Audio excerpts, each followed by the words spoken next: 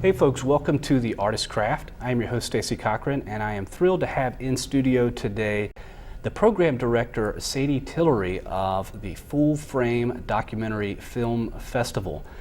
Now you can find out all about the Full Frame Documentary Film Festival at their website, which is fullframefest.org.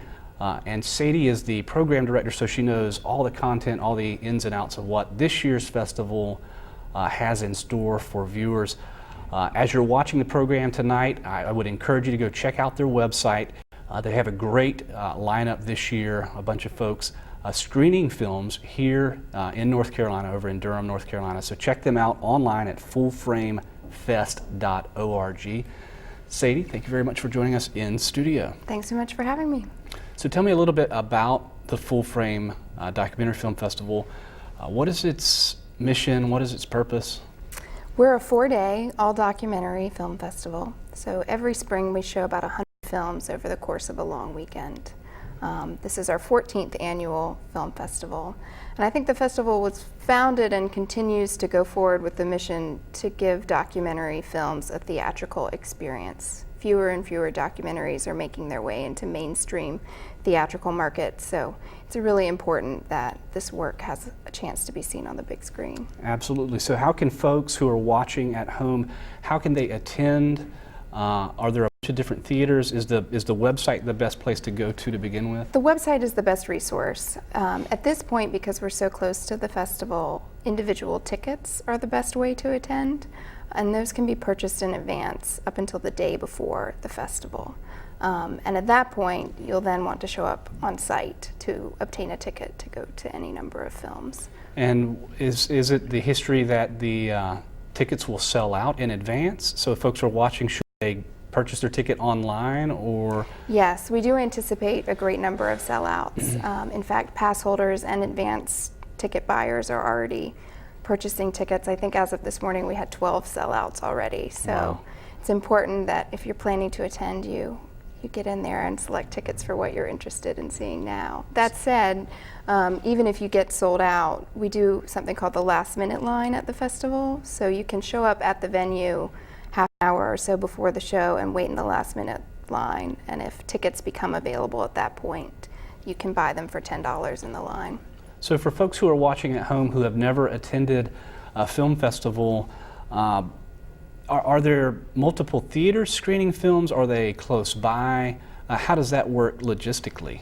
Full Frame's unique because we offer a very, very intimate landscape. Most other festivals have sprawling shuttle rides and theaters all across the city. But in Durham, everything's within a single city block. The Carolina Theater in downtown Durham is our hub. And right next door to that, in the Durham Convention Center, we build out 2 other theaters. So those you'll see on our schedule are Cinema 3 and Cinema 4.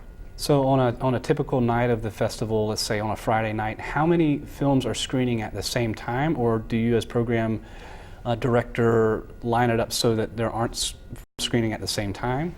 At any given time, there are usually 6 different screenings going on. We have 6 theaters. Lots of options. Yes, exactly. And in the evenings, especially when our crowd numbers are higher, there's more programs showing at one time. Sometimes in the morning we lighten it up a little bit. Right. But with 100 films screening in 4 days, they have to be counter-programmed. So how do you screen up against each other? How do you juggle it all as program director? That's a lot of films and schedules and theater times to manage. I don't do it alone, I guess is how I juggle it.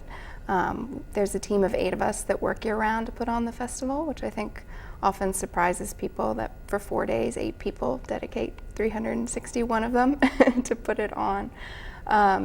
But we have a large selection committee that starts looking at the work with us starting in October. And from there, the process starts ramping up toward April when we make our final selections. And we have a production department that works very closely with programming to build out the spaces and to help the programming department program the actual film screenings in appropriate sized venues and time spaces. So we all work very closely together. It's quite collaborative. Awesome. Now you said that the festival has been in existence for 14 years? Right, so 1998 was the first Full Frame. It was then called Double Take. It was founded by Nancy Bursky and was a part of the Center for Documentary Studies at that time. And now Full Frame is back with the Center for Documentary Studies, which is great. Very cool. So has it changed much from its initial vision? Has it just grown in size, I would imagine? I think it's grown in size. We're certainly showing more films these days than we did those first few early years. But we've also made a decision not to sort of blow it out the way one could, I suppose. We've kept the number of films we're screening consistent, and it's our audiences that continue to grow, which is really great. Why is that important to you? To keep it kind of, is it to keep it kind of a mid-sized festival? Or? Yeah, well, I think for me it's more about keeping it intimate and controlling the community atmosphere, being able to take really excellent care of the filmmakers who are able to join us, and not having it so big that we need shuttles or multiple party venues, or there's something really nice about all of the attendees being contained in that space and being able to network organically with one another. Now, how many films will be screened at this year's festival? There are 99 completed films screening at the festival. We're showing a few more works in progress.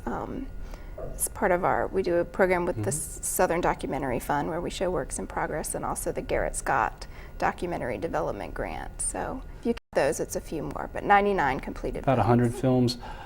So are those all full-length documentaries, or some short documentary films? There are many that are shorts, actually. We have 23 films that are shorts. We say a short is anything under 40 minutes. And then the rest of the others are mostly traditional 90-minute features. But we also, I think, sort of specialize in work that's in the 50-minute, 60-minute time bracket, which doesn't get as much festival play as some of the others. I think that's a special thing about Full Frame, that we come up with interesting ways to pair that type of work together so that it can be seen in a theatrical program. Very cool. Well, the guest is Sadie Tillery. She is the program director for the Full Frame Documentary Film Festival. You can find out all about it at the website URL at the bottom of the screen. That is fullframefest.org. Again, fullframefest, all one word, .org. You can find out about their programming for this year's festival, and the dates of this year's festival are? April 14th through 17th, Thursday through Sunday. So as you guys are watching this at home, this is going to be airing for the week up to the festival. You definitely want to check them out soon if you want to attend this year's festival. Again, the website is fullframefest.org. So how many submissions? You said you had 100 that have been selected. How many submissions do you receive? We've received 1,200 submissions for the last few years, and that's sort of plateaued, which I actually think is a good thing for us, because that's about all we can handle with our current way of evaluating those films. Well, a couple of questions there. So how does that compare to other film festivals? Do you have a sense of what other film festivals are receiving? I think it's right in line with what other festivals similar to Full Frame are receiving and considering. So much of it has to do with where the given festival falls in the overall circuit. Right. A lot of work gets completed just in time for Sundance, and then a lot of work is completed just after Berlin, which is in February. So we're sort of falling right in that time period. I think a festival that would take place in June or July would probably be able to look at a few more submissions, because more gets made as the year progresses. So talk through the selection process for any aspiring filmmakers out there. What is the selection process like at the Full Frame Documentary Film Festival? We do all of our submissions through Without a Box. So filmmakers submit the logistics through this online submission platform, and then the screeners arrive at our office. And we have 20 volunteers that sit with us and screen the work over many months. And we actually don't screen them together. They go off and screen them, and then we come back and discuss each and every title. So you have 20 volunteers who are screening the films individually? Yes, screening the films individually. How do they rate them? How does that process work? We do give them some sort of scoring guidelines, but really our process is based on communication about the films, talking as a group about what was impressionable about the project or what was working for the viewer about the project. I know that some festivals lean on a system that's more about scoring a film and coming out with a numerical flow chart like at a the rubric end. or something. Right, and ours is less about that. It's more about discussing the film. So it's a matter of who is passionate about it. And That's right. And part of what's nice about it too is that by not relying on scores, we're able to sort of throw loft things to one another. Like, this wasn't exactly what I was looking for in this film, but perhaps so-and-so might appreciate it and take a look at it. I think a lot of my job, especially in those meetings, is not so much about dictating what I think or don't think, but about listening to how the films affect a wide variety of people. Because even though they're volunteers, they're carefully selected individuals who either have background in film or other arts and practices. so how do you walk that line between a film that maybe works for you but might not work for the festival? Does that happen? Yeah, I would say that happens. And I try, I think I always sort of rock myself back and think less about what I personally thought about something and more about how this plays for full frame. And there are certainly films that we've ended up passing on that I had a lot of affection for. But there's many different factors to take into consideration beyond just whether or not I liked a particular film. How much exposure has this film already received? Is this going to be a fresh thing to program? Are the filmmakers interested in screening at festivals and getting the work out there? Has it already been acquired? And perhaps because it's going to have a theatrical run, filmmakers aren't as invested in the film festival experience. It's more than just curating the work, it's also curating the people. And that's not to say that we would select a film solely based on whether or not someone was able to attend with it. But we are, at the end of the day, creating an event. Right. It's exciting. It's very exciting. So you graduated from Millbrook High and went to Hollins. I did. Prestigious school. What did you study I there? was a film and photography major at Hollins and did a lot of work in 16 millimeter experimental. Took a lot of film criticism classes. And actually didn't study documentary all that much, but it's interesting. There are a few classes that stick out to me as I look back on it, where I really took note of documentary work that we were looking at. So how did that prepare you? How did thinking about films critically rather than just from a fan point of view, perhaps, how did that shape you as a potential, as the program director of a major film festival now? And what were one or two of those classes that really stood out to you? Well, a few films I remember seeing. Nanook of the North was a big moment, I would say, for me. And sort of thinking about how much of that film is recreated because lighting and other elements made it impossible to capture without staging scenes. And Albert Maysles and David Maysles' Salesman was another big sort of aha for me, where I really felt like documentary was uniquely putting us in a place with specific people in such a way that fiction film doesn't. And I took an interest in documentary and got an internship with Full Frame while I was still in school. And I think that's where my real education about documentary began. And I think it's really just been a matter of watching hundreds of films every year. So how many documentary films have you seen over the last 5 or 8 years, would you say? That's a hard number to come up with. I think in any given season I probably watch about 300 documentaries, both through our selection process and also in my travels to other festivals where we go and recruit work. So what makes a documentary film, if you've got, equal levels of technical skill behind the story, lighting, camera, sound, the basic things, what is it about the documentary story in particular that makes a documentary film really resonate for audiences? That's a really good question. I think, I think any programmer might answer that differently. I look for work that makes an impression on me. And films do that in a variety of different ways. Sometimes the best way to make an impression is a really traditional structure with great images and really well shot interviews and the traditional treatment. And other times it's more innovative. It's more messy perhaps, or requires lots of editing and incorporating many different viewpoints. And I try really hard not to go into a film with expectations for what it will be or how it's going to communicate its message to me, because I find that that's where the disappointment sets in, and it's not really fair to go in with preconceived judgments.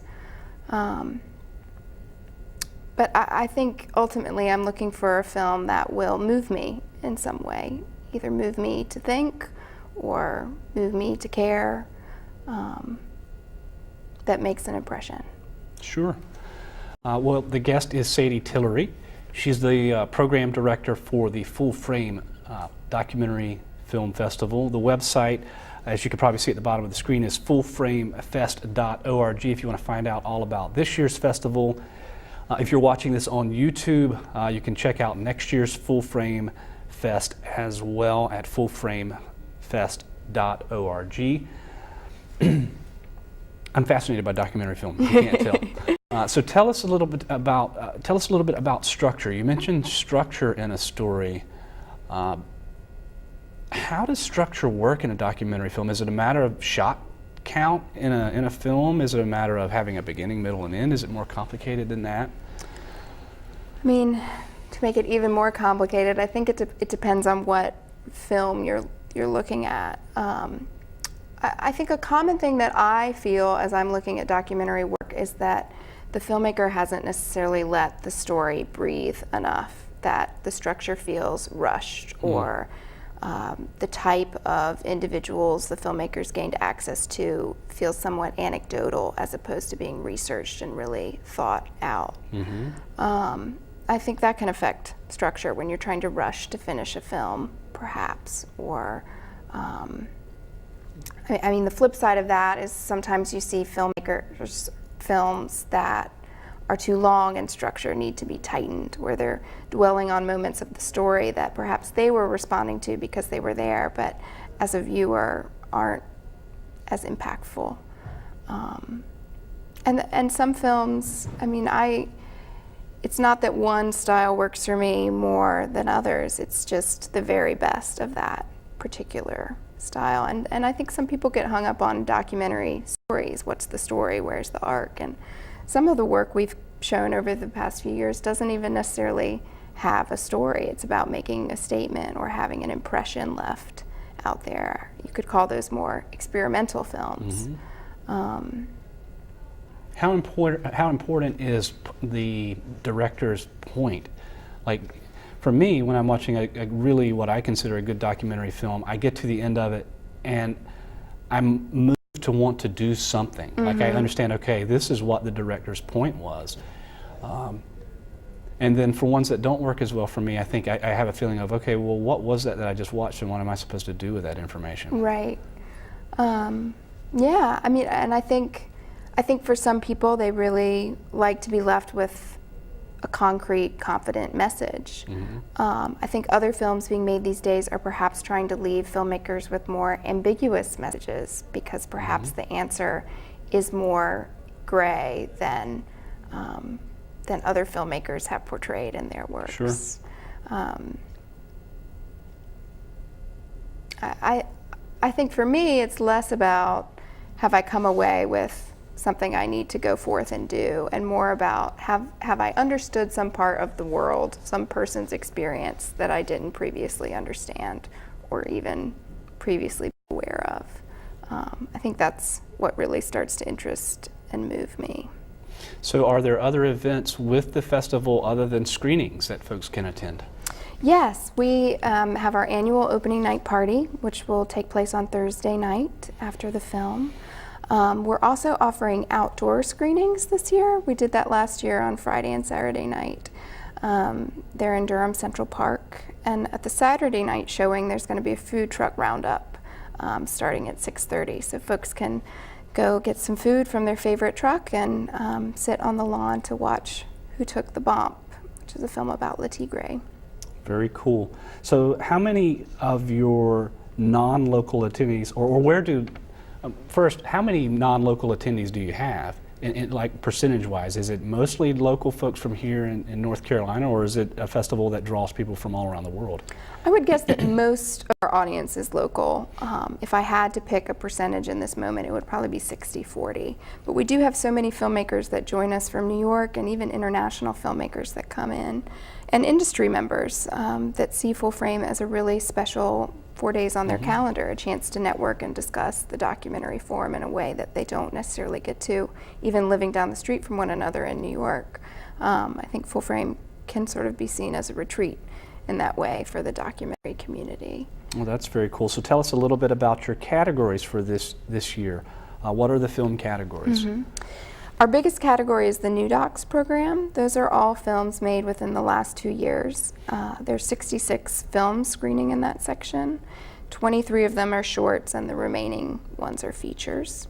And they're up for a variety of awards and prizes in different categories, including the Audience Award, where audiences vote after seeing them during the festival. Then we have an invited program, which also includes newer work, but for various reasons we're screening those films out of competition, often so that we can have longer conversations following the films. So, for example, our opening night film falls into that category, and also our center frame programming, which are larger events in Fletcher Hall, which is our largest venue on the landscape, that include 30 or 40-minute panel conversations after the film screens. And then we do a career award every year. So this year we're honoring Ricky Stern and Annie Sundberg with our career award.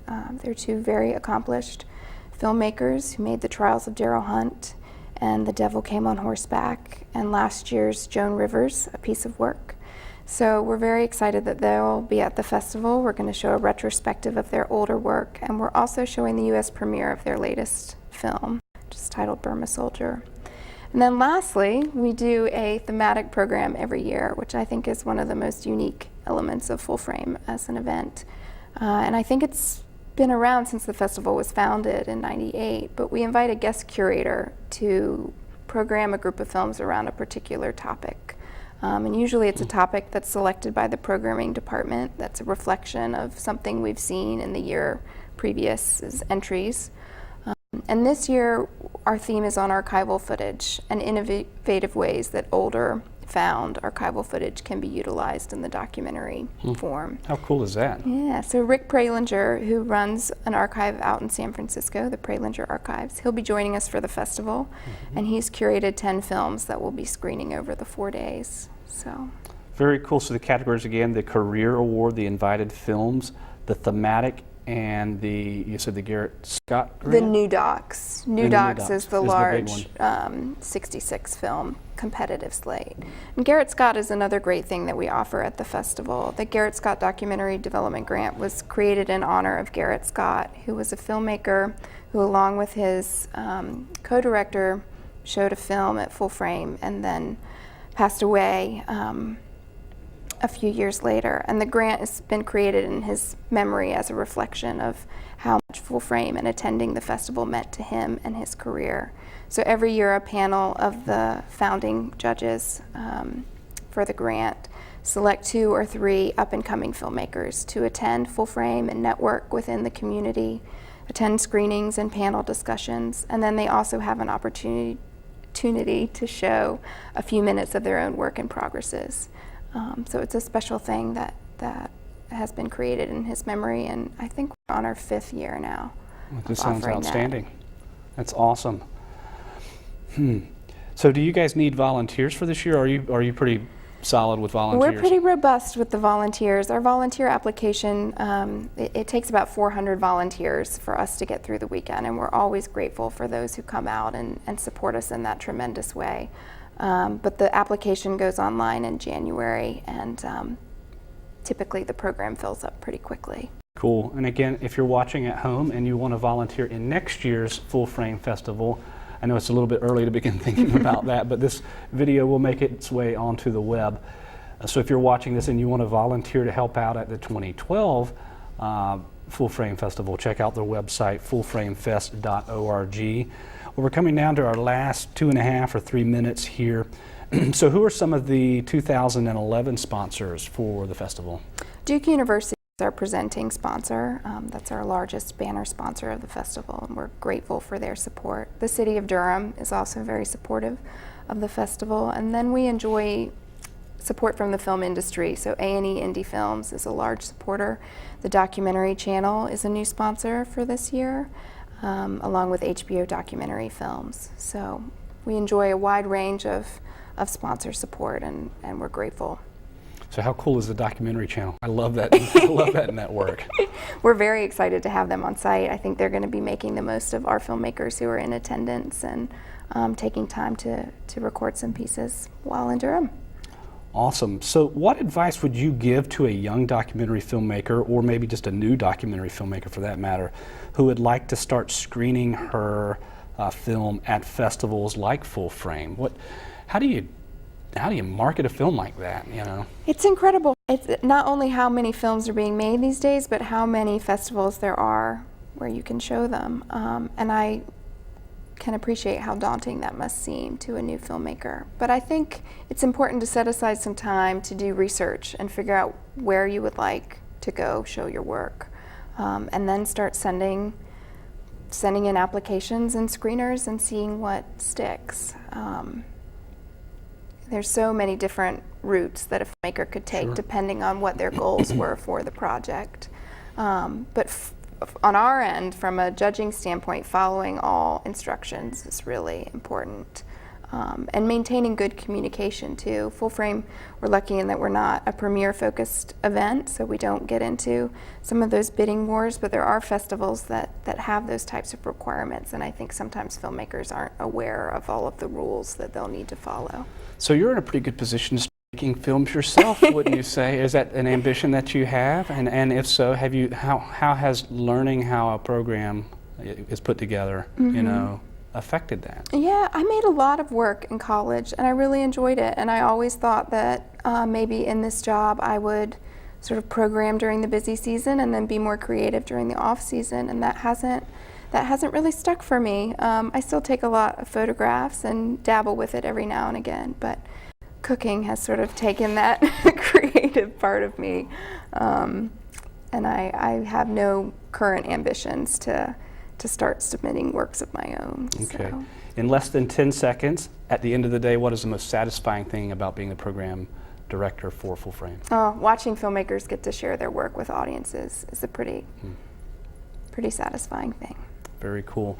Well, the guest this week was Sadie Tillery. She is the programming director for the Full Frame Documentary Film Festival. You can find out all about them at fullframefest.org. Again, that's fullframefest.org.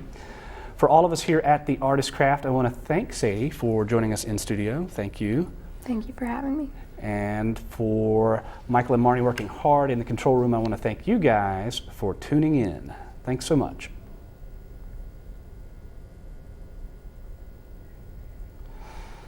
So we'll roll credit, and like I said, it kind of flies by, doesn't it?